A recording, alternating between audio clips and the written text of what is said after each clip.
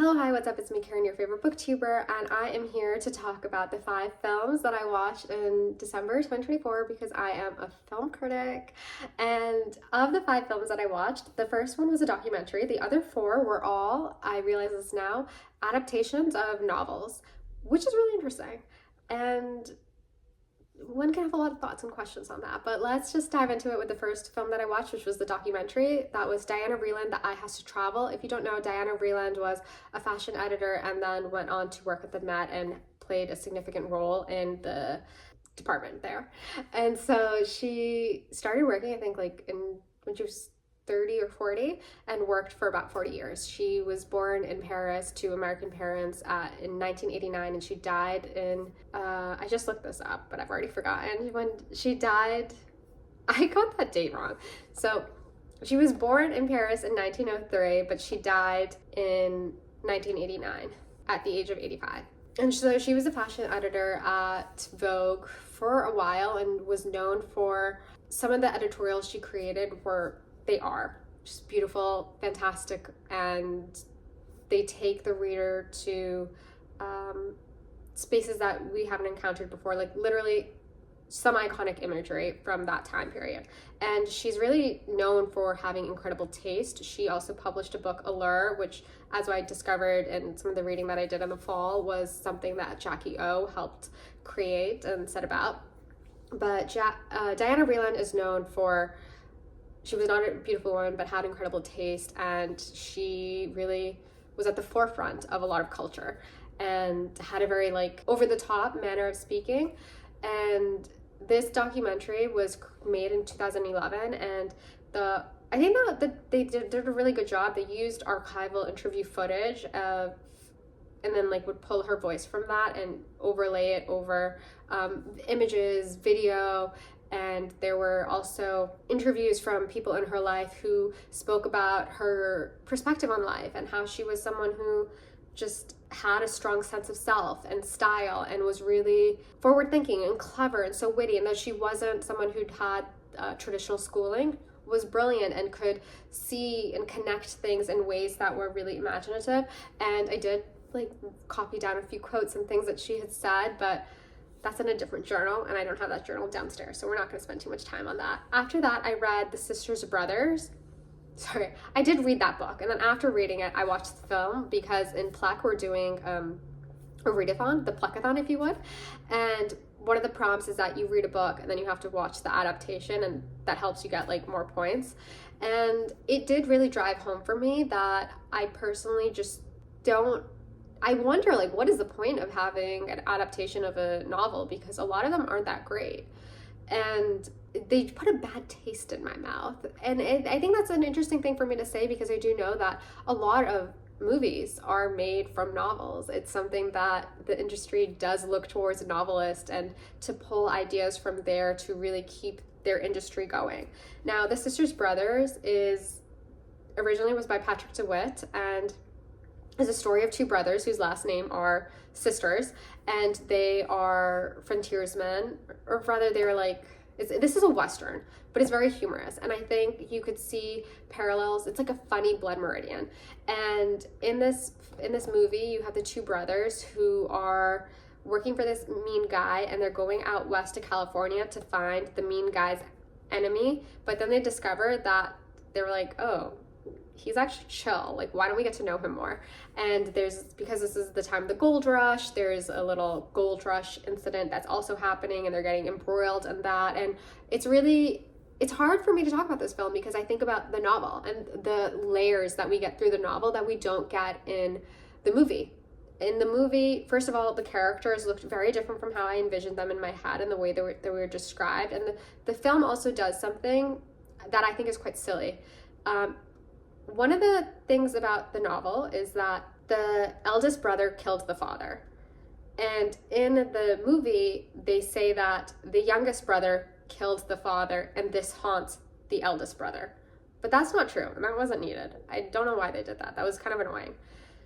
But what we're realizing is that in the film, there's some tensions between the brothers, yes, because siblings, and also the power dynamics because oldest versus youngest, and they're doing this job that is incredibly violent, and one of them wants out.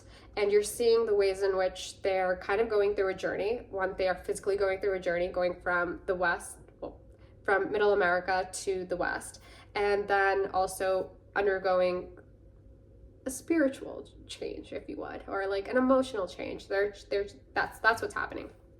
It is funny. I just think the book is better. So that's what I have to say there. The next one that I watched was Wicked, and I have never read the book, so I don't have that context. The film is a musical. I am quite impartial to musicals. I think that for the most part, my commentary on musicals is often that there could be less songs. Like sometimes I just feel like when you're watching a musical, the actor will like say a line and then they also sing it, and I'm just like, pick one. I don't need the repetition. But Wicked is very fun. I think Ariana Grande did a really great job. And Cynthia Erivo, all the actors, they all did a good job. Standing ovation. Props to them. But yeah, she was quite, she fit into that role of Glenda really well. And it's like the story of friendship. My one quibble is that I wish that we got more, because like we're in Oz, we're getting the backstory on Glinda and Alfalfa, whatever, you know what I mean, Bad Witch. And we're like finding out about them being in school and their friendship and the changes that are happening and like what was Oz like back in the day. But I just wanted more of the talking animals, because we know that something crazy is happening. The animals are losing the ability to speak, but we don't know why. And that goat, I felt so bad for the goat professor, and I wanted way more of him and way less of whatever else was happening. And then the final song was too long, and I don't understand. Yeah, anyways, yeah, that's it. Those are my thoughts there. And I do think, okay, if I wanted to give, I think the coloring was kind of off on this film. I said it. There's a way in which there were times where it just felt dusty or just a bit gray. And I think the colors could have been bolder and more bright.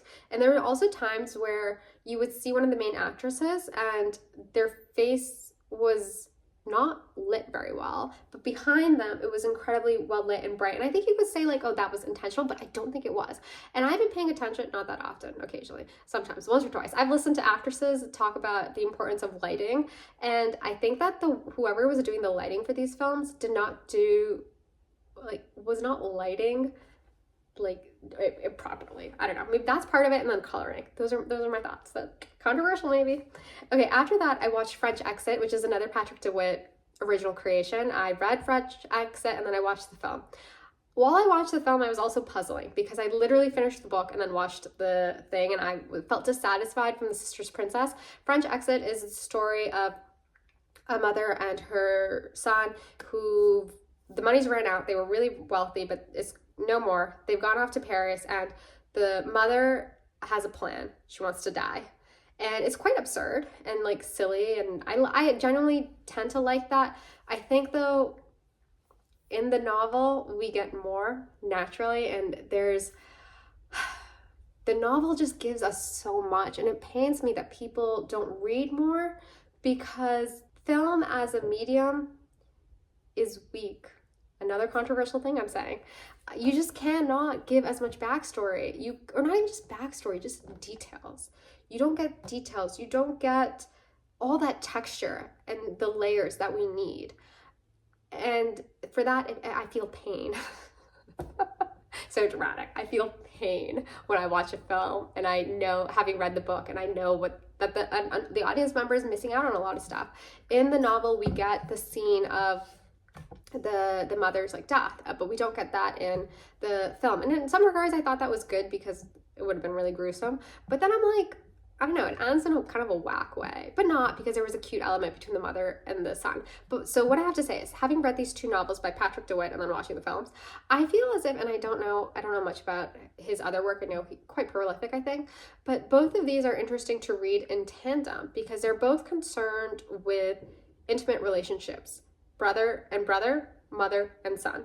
Those are two spaces, because of that, and the sort of tensions and the interdependence and the connection, you're able to play a lot. And I think in that regards, they were both interesting for me to consider and like think about these relationships and those spaces, and how he took those two really close relationships and did different things with them. One is this comedic Western, and the second is this also comedic, but like in an absurd way, situation.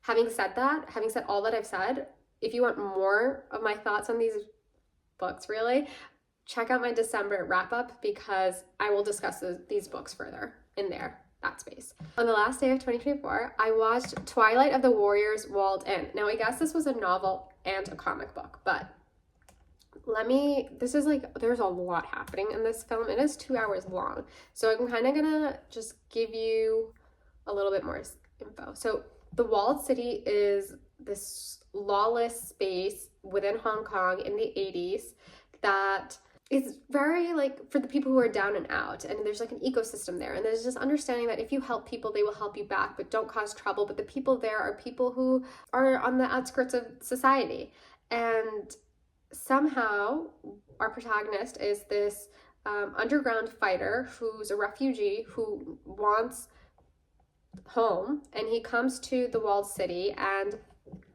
he established himself in the community because he's so hardworking and just like, you know, just trying so hard, but things have been stacked against him, and he ends up becoming friends with some of the other like movers or shakers of the Walled City. But what we realize is that he is actually a key player, unbeknownst to him, within a gang war that occurred 30 years ago.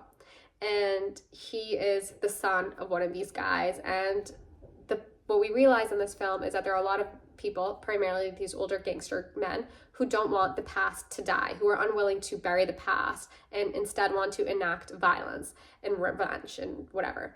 And so in this film, that's like what's happening. And this is really a story of found family. Even though there's so much violence, it's all about found family and friendship, and like how just like the vibes of like these guys just, because the refugee fighter guy ends up becoming friends with 3 other guys, and he has like a mentor who's named Cyclone. And I mentioned this in my best films of 2024. One of my favorite movies is Kung Fu Hustle, and that might reveal a lot about me. It did form my taste in many regards. I like things that are comedic and absurd and a bit over the top, but also, yeah, like there can be violence in this martial arts capacity where there's like something a little bit supernatural almost. And Kung Fu Hustle is also really great because there's a romance there. This film does not have a romance. The romance is the friends along the way. But yeah, that film is one of my favorites, and I think that if you like that film, you'll probably like this because there are a lot of similarities, though in a way, the Walled City film has a little bit less absurdity and it has no romance, but there's like a feel-good element to this film, even though there's so much violence, crazy amount of violence. And like the violence is kind of the point, like this is a martial arts film. And then I think I tried to find a really long review about it. I could not find that. We are lacking in that department. But part of what this film is doing is like hearkening to the martial arts films of the 70s and the 80s, and it has its sort of nostalgia there. And yeah, it's just incredible. I loved it. Check it out. It was so good. For a reason, it was one of my best films of 2024. Okay, those were the films that I watched in December, and now I'm going to embark on another year of cinema, and I will continue to deliver my hot takes. I would love to know if you watched any good films in December, or any bad ones, right? Like, you know, I have no problem. Tell me all your problems with films. I'm all eyes and ears. And with that, I'll see you in the next video. Bye.